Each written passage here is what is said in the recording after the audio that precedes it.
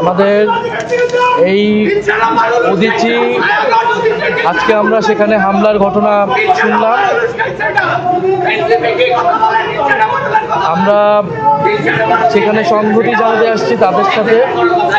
আমরা এটাই বলতে এসেছি যে আমরা ভিন্ন মতের পক্ষে, আমাদের থেকে ভিন্ন মত রয়েছে, আমরা ভিন্ন মতের পক্ষে দেখেই ভিন্ন মত যদি আক্রান্ত হয় তারপরও আমরা তাদের সাথে আসি, আমরা তাদের পক্ষেই কথা বলবো।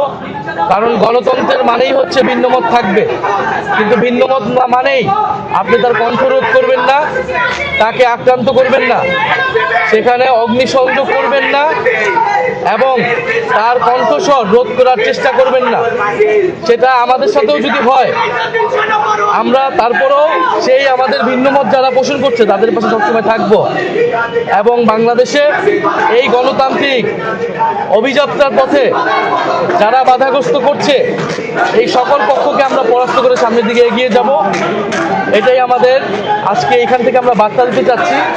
আমাদের সাথে হয়তো ভিন্নমত রয়েছে, অনেকের সাথে আদর্শিক রাজনৈতিক ভিন্নমত রয়েছে, কিন্তু রাজনৈতিক ভিন্নমত মানেই তাদেরকে নির্মূল করা যাবে না। তাদের যেই নাগরিক অধিকার তার পক্ষে থাকতে হবে এবং সরকারকে তার জায়গা থেকে দায়িত্বশীল ভূমিকা পালন করতে হবে। সহিংসতা আমাদের পথ নয়।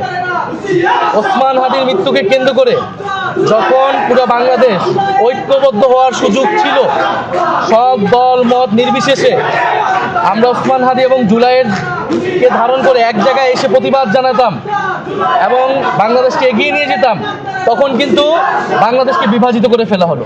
আজকেও যারা আমাদের সাথে আন্দোলন ছিল তারা আমাদের বিরোধিতা করতেছে, কারণ তারা আক্রান্ত। তাদের এই ক্ষোভের প্রতি আমাদের সহমর্মিতা আছে। আবার আমাদেরই এই গণ অভ্যুত্থানে ছিল তারাই আবার বিরোধিতা করতেছে। একটা নির্বাচিত ছাত্র সংসদের নেতারা বলতেছেন যে এই জায়গাগুলো, এই সাংস্কৃতিক প্রতিষ্ঠানগুলোকে নির্মূল করে দিতে হবে। অবশ্যই তাদের বিরুদ্ধে ব্যবস্থা নিতে হবে। এটা ফৌজদারি অপরাধের জায়গায় চলে গিয়েছে এবং এইটা থামাতে হবে সরকারকেই এবং রাজনৈতিক দলগুলোকেও দায়িত্বশীল জায়গায় এসে আমাদেরকে এই যে আমাদের সাংস্কৃতিক মিডিয়া প্রতিষ্ঠানগুলো রয়েছেন, আমাদের যত ভিন্নমত থাকুক না কেন, আমাদের গণতান্ত্রিক যাত্রায় এই সবাইকে নিরাপত্তা দিতে হবে।